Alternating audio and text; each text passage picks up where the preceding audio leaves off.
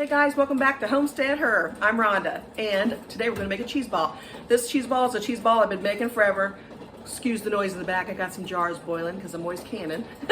But hey, this cheese ball is out of this world, and you can switch it up whatever way you like. You can leave out the stuff that you don't like and add in some things that you do. It's super easy, and I'm telling you, your friends will love it. So, 2 blocks of cream cheese is what I have. I'll show you what else I've got going on here.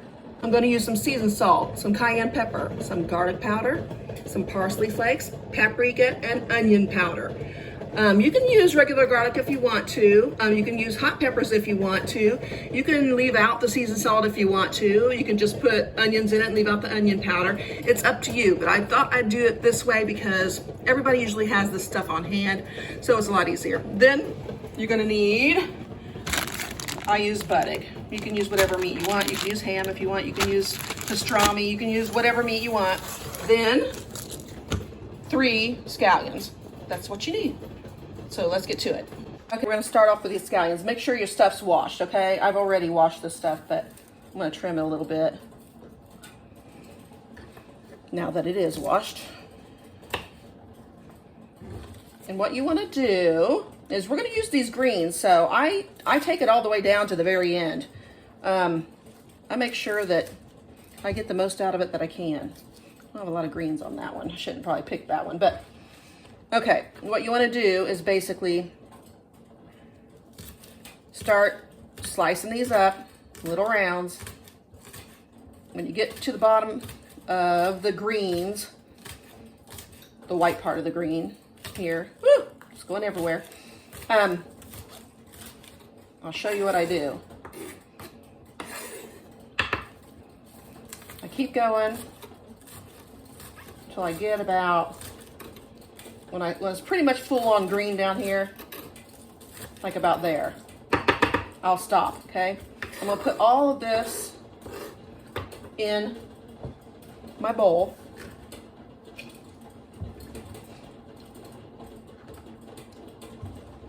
Okay? You wanna save this other part for the outside of the cheese ball, okay? So what I'm gonna do is go ahead and slice it until I feel like I've got a good amount. And slice them kind of thin, okay, for the outside.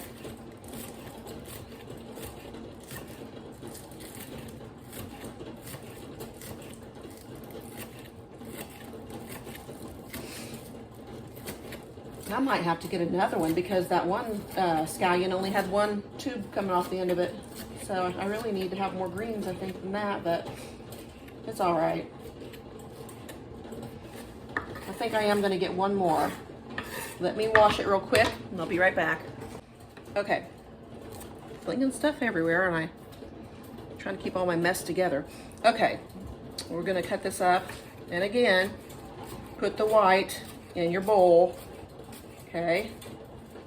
And make sure you get down there hard on that cutting board because sometimes these scallions don't like to be sliced and they start doing this where they're sticking together, and I don't like that, but so I don't know what, I think I need a new cutting board. That's the problem, which wouldn't surprise me. Okay, a little bit more.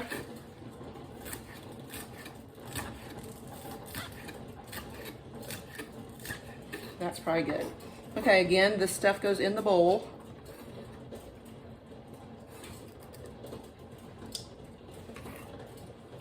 And then slice this up for the outside. Slice it thin, like we said, okay? And you just set it aside when you get finished.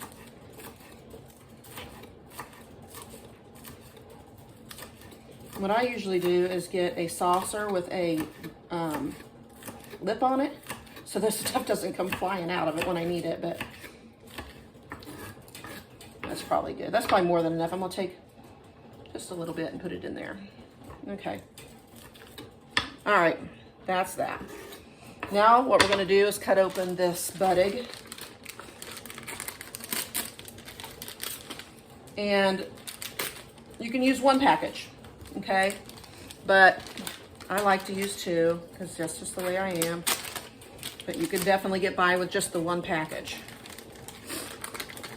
And again, you're gonna have all this meat. You wanna take at least half of the one package and set it off to the side right there like that. Then you want to take this and you want to cut it in strips, okay? About 1/4 of an inch strips.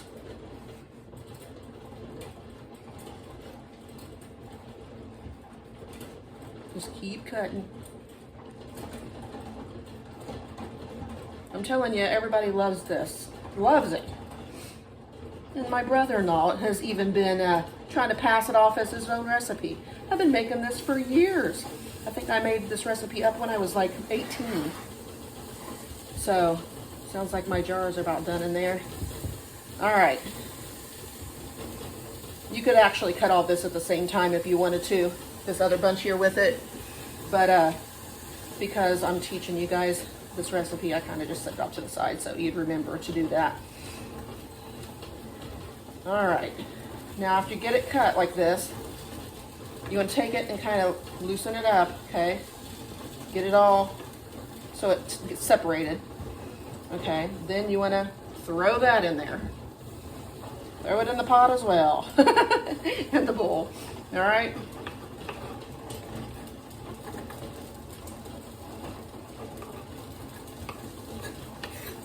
All right. Then you want to cut this last part. And try to make these pretty, okay? Try to make them so they're decent looking, nice little cuts, because this is what you're going to be putting on the outside of your cheese ball. You want to make sure that it looks good, okay?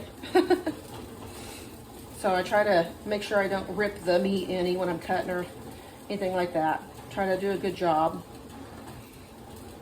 All right.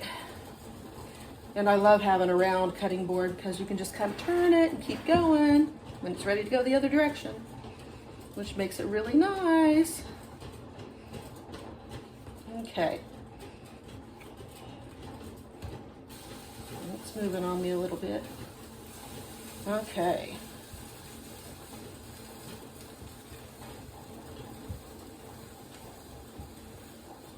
All right, same thing here. I can't stand a mess, you guys. I keep trying to pick up the stuff that keeps falling off to the side. Same thing here, you know. Move it around, loosen it up. We're gonna get a plate to put that in so I can roll it in it. Okay, I'm gonna put all this in the saucer. Or you can just use a dinner plate, whatever. It doesn't have to be a saucer, it can be anything. You make it work for you, whatever works for you. And then take these greens, put them in there with it, mix it up, okay? Trust me, you'll be putting it on there with your fingers time you get done. Okay, just kind of put it in there like that. Mix them up, so that you can get this stuff together and looking good when you get done. Okay, set that off to the side. All right, now what we're gonna do, I guess I'll put this over here. Go back to the roll, okay? What you want to do is start adding in your cheese. And it helps if you set the cheese out. I set it out about an hour before I start working with it, just because it's a lot easier to work with. You're going to be getting your fingers in there. Make sure your fingers are washed when you get to this point, okay? All you have to do is get it, plop it in there. If it'll plop in there. There we go. And there it is. Next one in there. Your hands are going to be messy. If you can't stand your hands being messy, just go ahead and get some gloves on, I guess, because your hands are going to get messy with this recipe. But it's so worth it. I mean, it really is. Okay, plop the second one in there. You can do this with just one thing of cheese, but there's so many people that eat it that I always just do two. I double it up. That's why I do double the meat and all that, because just trust me. Okay, so now I'm going to use cayenne pepper. You can leave it out if you want. Doesn't matter to me. I'm going to probably put 3/4 of a teaspoon for our family because we love it. We absolutely love it. So I'm going to put that much in there. Garlic powder, probably a good teaspoon. Parsley, probably a teaspoon and a half. Paprika, a good teaspoon, if not a little bit more. Onion powder, I would say a teaspoon. This one's got clumps in it. Good teaspoon of that. And then Lowry seasoning salt. You don't have to put that in there, but if you want, do. I usually put about a half teaspoon to 3/4 of a teaspoon. Now, I'm gonna start. You just get in there, guys. You gotta do it. It stinks, but I'm gonna wash my hands real fast though, because I have a ring on. I wanna take it off, so. Okay, now you just get your hands in there. That's what it looks like. Get your hands in there and just start getting that stuff through your fingers, okay? And just keep turning your hand, just like if you're a machine. Get it all incorporated. Get that stuff down the bottom, up on top. Get it all incorporated. Stick your fingers through there like that again.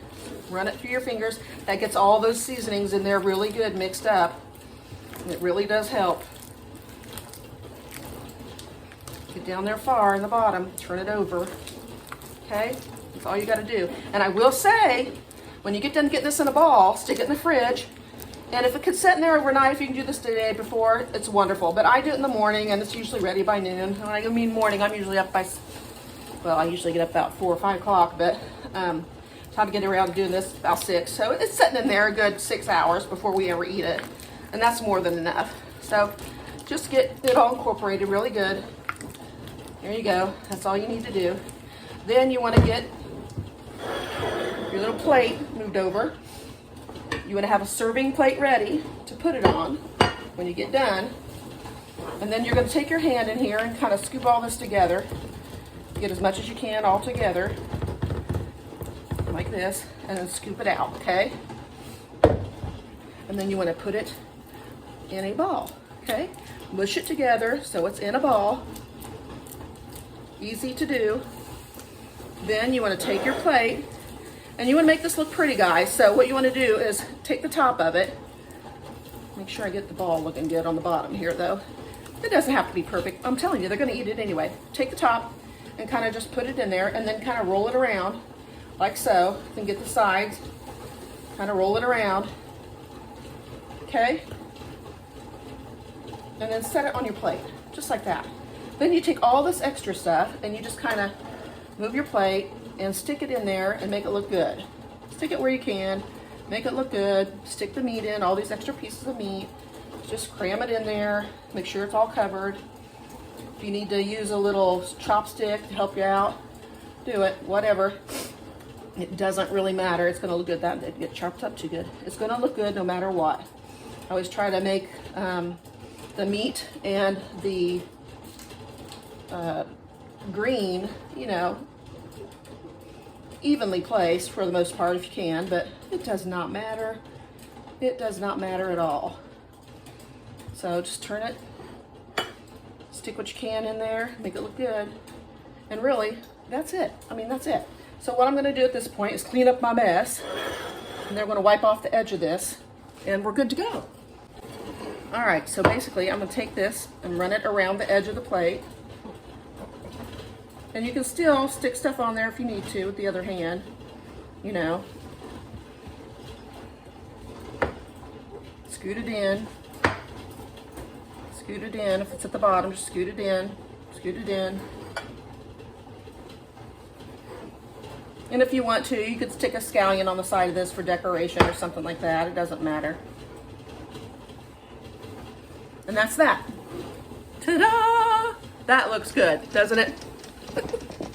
I mean, you cannot go wrong. Put some Ritz with those, or some wheat thins. Those wheat thins that are, I forget what they're called, baked, I think. Oh my gosh, they're so good. Triscuits, I love those. I'm telling you, it's easy and everybody loves it. You can tailor it to your needs, whatever you like. If you want to put jalapenos in there, I do every year. You can put Thai peppers in there if you like it really spicy.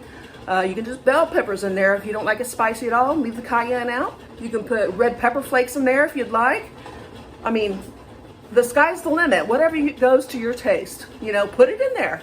But this is so easy to do and it isn't that expensive at all. So anyway, happy holidays, guys. See ya.